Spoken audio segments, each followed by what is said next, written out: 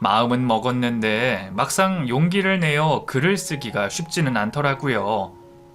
달력을 보니 올해도 한 달밖에 남지 않았다는 걸 깨닫고 이제는 내 삶을 정리해 볼 시간이다 싶었습니다.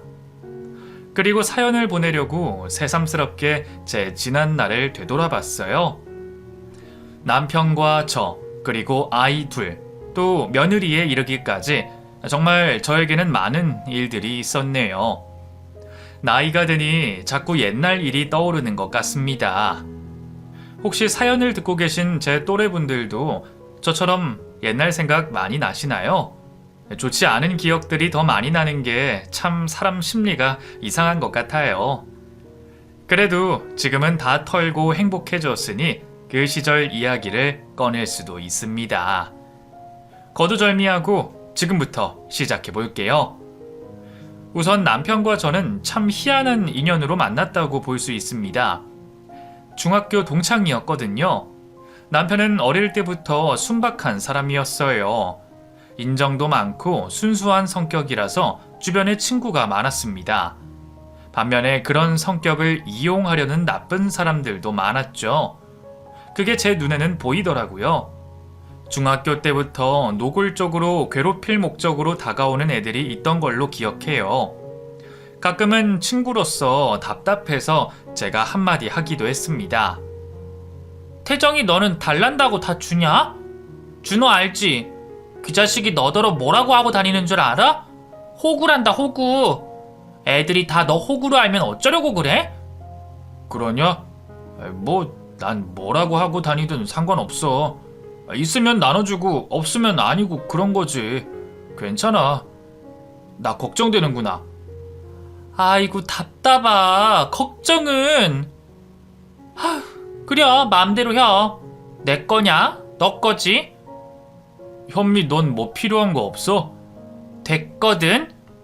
당시에는 그래도 태정이네 집안 형편이 좋았던 걸로 기억합니다. 태정이 부모님도 선하고 좋은 분들이셨어요. 반면에 저희 집은 형편이 좋지 못했습니다. 가난했죠. 아버지가 도박으로 있던 재산마저 다 날리고 중학교를 갓 졸업한 저를 돈 받고 식모로 보내버렸어요. 엄마는 옛 저녁에 도망을 가버렸고요. 지금 이 나이 먹도록 저는 아버지와 어머니에 대한 원망이 가득하답니다. 부모가 돼서 어떻게 자식 새끼를 휴지 조각 버리듯이 버릴 수가 있었는지 제 상식에서는 전혀 이해가 가지 않았어요. 아무튼 그렇게 저는 태어나서부터 살았던 동네를 떠나서 처음 밟는 낯선 땅에서 그것도 남의 집 살이를 하면서 눈칫밥을 먹으며 버티고 살아야 했답니다. 그렇게 그 집에서 온갖 굳은 일을 다 겪고 나서 겨우 식모살이를 끝내고 나왔어요. 그때 제 나이가 20이었습니다. 그 집을 나오는 것만으로도 해방을 한 듯이 행복했어요. 저는 그 길로 시내에 있는 한 쌀가게에서 계산하고 정리하는 일을 했습니다. 남의 집 살이를 안 하니까 그렇게 좋을 수가 없더라고요. 식모살이를 할 때는 자존감도 많이 깎이고 우울하고 그랬는데 제가 필요한 곳에서 일을 하니까 자존감이 쑥쑥 올라갔습니다. 쌀가게에서 1년 정도 일을 하고 났을 때였어요. 쌀가게 사장님께서 저에게 선자리에 나가볼 생각이 없냐고 물으셨습니다. 아이 현미야, 너도 이제 연애도 하고 결혼해야 되지 않어? 결혼이요? 저는 아직 생각 안 해봤는데요. 지금부터 만나야 25전에는 결혼할 거 아니요. 내가 선자리 좀 봐줄까? 선이요? 부끄러운데. 그냥 만나나 봐. 너랑 동갑인데 애가 아주 듬직하니 성격도 좋아. 지금이야 어렵게 되기는 했지만 지 가족 밥 굶길 놈은 아니다. 그럼 내가 주선한다. 저는 부끄럽기는 했지만 사장님이 워낙 좋으신 분이라서 믿고 마음대로 하시라고 말씀드렸습니다. 그리고 일사천리로 약속 날짜를 잡고 저에게 이야기해 주셨어요. 21살 어린 저는 설레기도 하고 또 약간의 부담도 느낀 채로 약속 장소로 나갔습니다. 그런데 그 식당에 왠지 낯이 익은 사람이 보이는 거예요. 긴가민가 하고 있었는데 그 사람이 먼저 저에게 말을 걸었습니다. 혹시 너 정현미 아니야? 나야, 나 박태정. 기억나냐? 중학교 동창 태정이더라고요. 안 본 새에 청년이 된 친구를 보니 너무 반갑고 신기했습니다. 기억나지? 그 호구지 타고 다니던 박태정. 잘 지냈어? 여긴 어쩐 일이야? 나 선보러 왔는데 설마 네가... 그랬습니다. 저와 선을 보기로 한 사람이 바로 제 중학교 동창 태정이었던 것이었어요. 저희가 살던 고향과는 거리가 있는 지역이었는데 어떻게 거기서 또 선을 보기 위해 만난 건지 정말 사람 인연이라는 게 요상하다고 생각했습니다. 그리고 저희는 편하게 서로 산 이야기를 나눴어요. 태정이도 저 못지않게 힘든 일을 많이 겪었더라고요. 우리 아버지가 보증을 잘못 서는 바람에 재산 다 날리고 뿔뿔이 흩어져서 살았어. 지금 탄광에서 석탄 캐는 일 하고 있어. 태정이는 일을 마치고 국밥집에서 밥을 먹다가 저희 쌀가게 사장님과 친분을 맺게 됐다고 했습니다. 저도 아버지로 인해서 가족이 모두 흩어진 터라 태정이의 심정이 100번 이해가 갔죠. 물론 태정이 아버님은 사람이 좋아서 당한 일이었다는 게 달랐지만요. 아무튼 저도 제 사정을 구구절절 이야기해줬습니다. 그때까지 제 이야기를 들어줄 사람이 하나도 없었거든요. 말을 하다 보니 저도 모르게 눈물이 흘렀죠. 그런 저를 태정이도 다 이해한다는 듯이 휴지를 뜯어서 가만히 건네주고 어깨를 토닥여줬습니다. 너도 참 고생 많았다. 태정이 너도 고생 많았어. 그날 이후로 저와 태정이는 서로 의지를 하면서 지내게 됐습니다. 처음에는 친구로만 보였는데 점점 정이 들고 연애 감정이 생기더라고요. 저만 그런 줄 알고 내심 억울했는데 알고 보니 태정이도 저와 같은 마음이었습니다. 저희는 그렇게 23살에 결혼을 했어요. 결혼식은 별 다른 거 없었고 둘이서 한복 곱게 차려입고 사진관에서 사진 한 장 찍은 게 다였습니다. 혼인신고를 하고 둘이서 살림을 합쳐서 살았어요. 남편은 탄광에서 석탄 캐는 일을 했고 저는 여전히 쌀가게에서 일을 했습니다. 티끌 모아 티끌인 형편이었어요. 그래도 저희 둘이 어떻게든 살아보겠다고 아끼고 아끼면서 적은 돈이라도 열심히 모았습니다. 그러던 중에 큰일이 한 번 났습니다. 남편이 일하던 탄광에 갱도가 무너진 것이었어요. 저는 남편이 그곳에 갇힌 줄 알고 일하다 말고 가서 대성통곡을 했습니다. 태정아! 태정아! 한참을 그러고 있는데 제 뒤에서 얼굴이 검은 석탄으로 뒤범벅된 남편이 저를 불렀어요. 현미야, 나 여기 있어. 왜 울어? 나 괜찮아. 얼굴은 새까매서 저를 안심시키려고 웃느라 하얀 이만 보이는데 저는 그런 남편을 끌어안고 펑펑 울었습니다. 그리고 당장 그만두라고 했죠. 이게 몇 번째야? 지난번에는 사람들도 많이 죽었잖아. 태정아, 탄광 일 그만둬. 나 불안해서 못 살겠어. 갑자기 관두면 사람들한테 민폐야. 뭐 할 일이라도 정하고 그만두던지 해야지. 현미야, 내 걱정 말어. 나 손금 봐봐라. 생명선이 이렇게 길다. 으이그, 이 와중에도 실없는 소리는? 하지만 저는 항상 불안했어요. 그리고 다른 살 방법을 찾고 싶던 찰나에 어릴 때부터 저와 친했던 친척 언니를 우연히 마주치게 됐습니다. 언니, 수키 언니 맞지? 여긴 어쩐 일이야? 너 현미구나? 나 여기에 시댁이 있어서. 아이고, 너 여기 살았어? 너희 가족 소식은 들었는데. 언니는 제 손을 붙잡고 먹먹해진 목소리로 제 걱정을 해줬습니다. 시댁 제사 때문에 왔다가 돌아가는 길이라고 해서 저는 저희 집으로 초대를 했어요. 언니는 저와 남편이 살던 작은 집을 보고 놀란 표정이었습니다. 여기서 둘이 사는 거야? 화장실은? 화장실은 저쪽에 500m 가면 공동 화장실이 있어.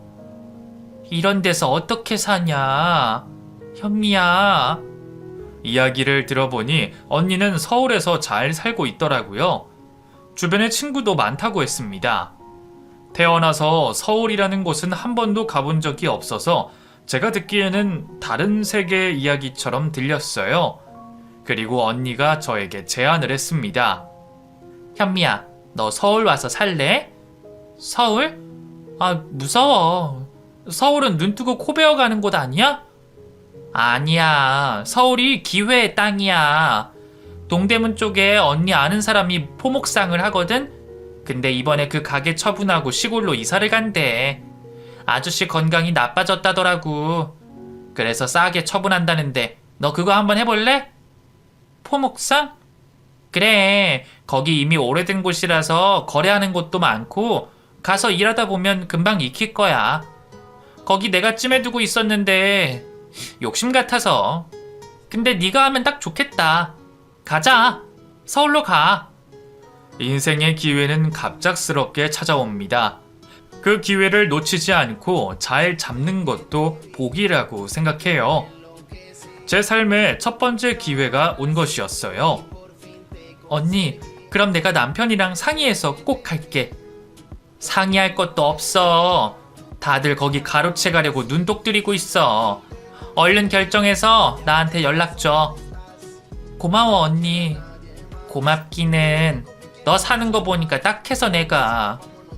언니가 가고 난 이후에 남편이 퇴근할 시간을 기다렸어요. 얼른 이 좋은 소식을 전하고 싶었거든요. 그런데 퇴근 시간이 됐는데도 집에 올 생각을 안 하더라고요. 무슨 일이 생겼나 불안해하던 찰나에 문이 열리고 남편이 들어왔습니다. 왜 이렇게 늦었어?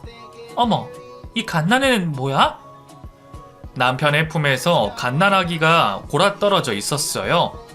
저는 그걸 보고 깜짝 놀랐습니다. 그리고 남편이 말했죠.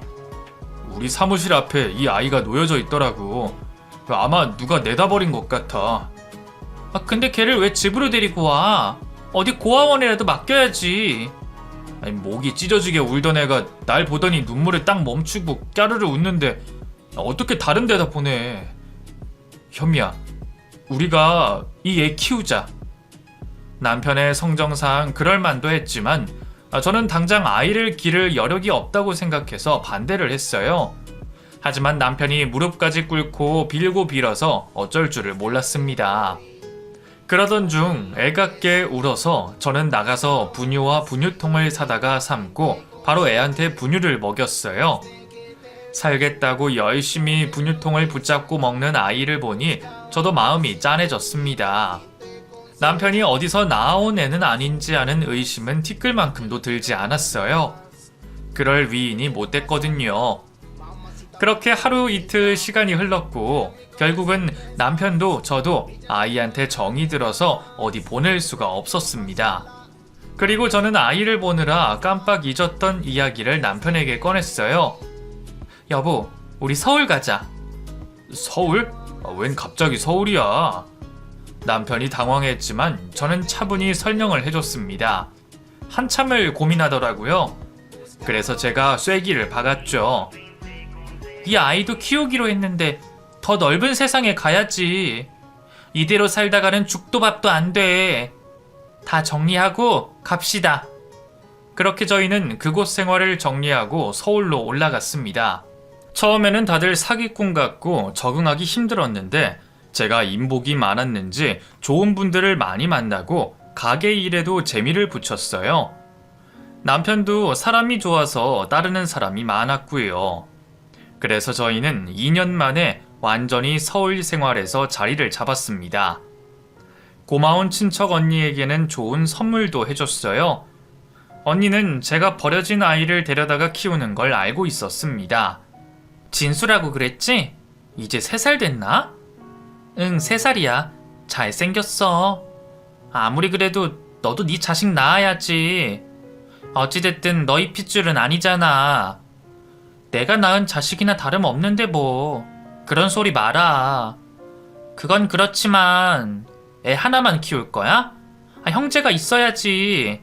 저도 따로 아이를 갖지 않을 생각은 아니었는데 서울 생활에 적응하고 그러다 보니 애가 생기지 않았던 것이었어요.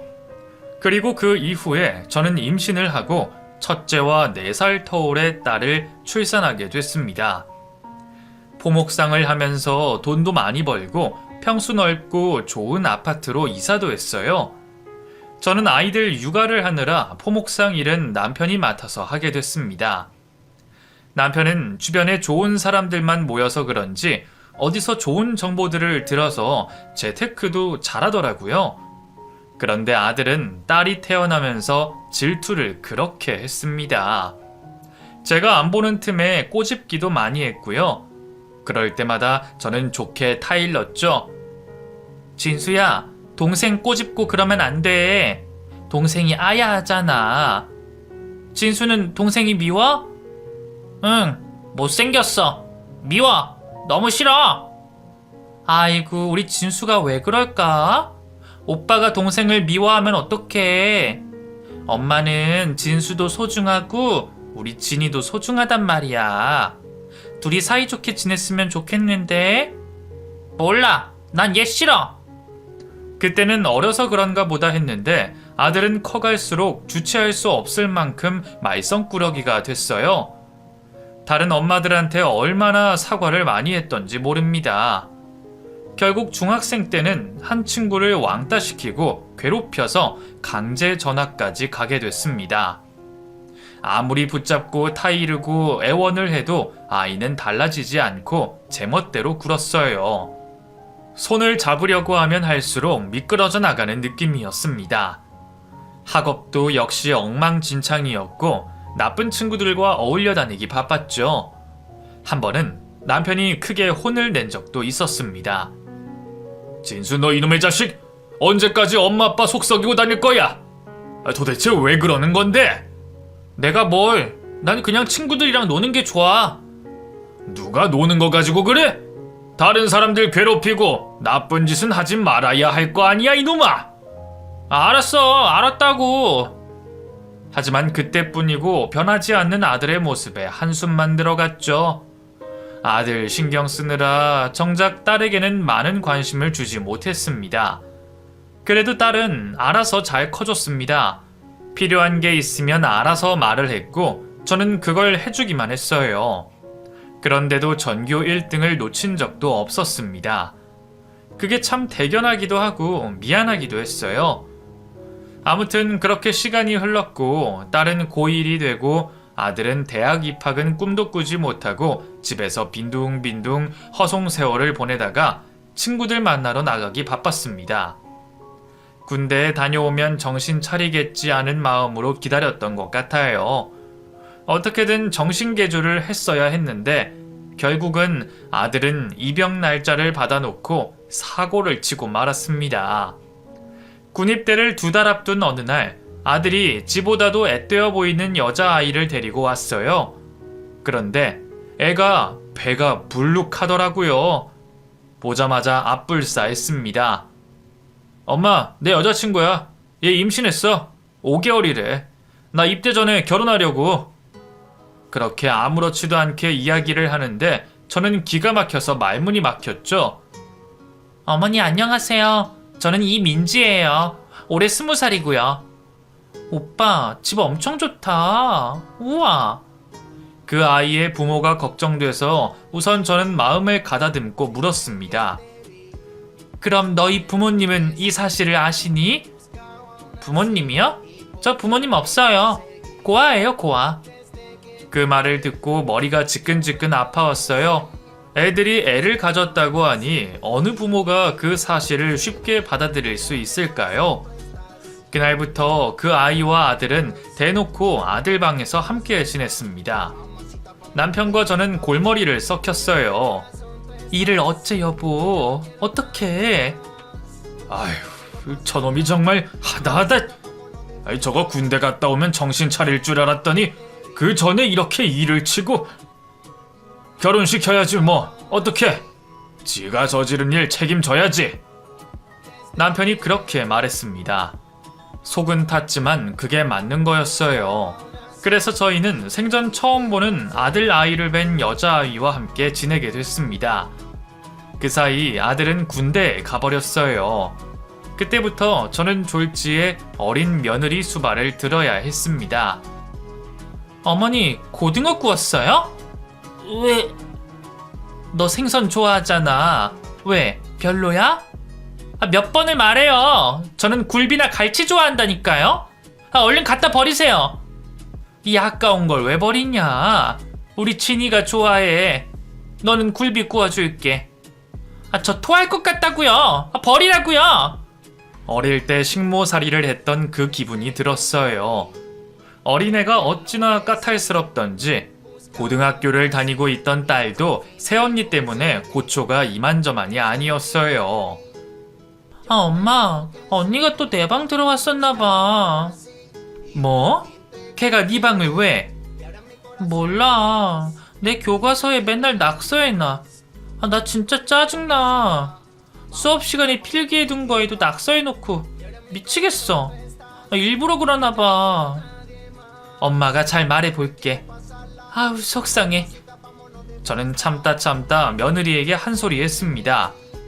민지야, 진이가 이제 고등학생이고 수험생이잖니.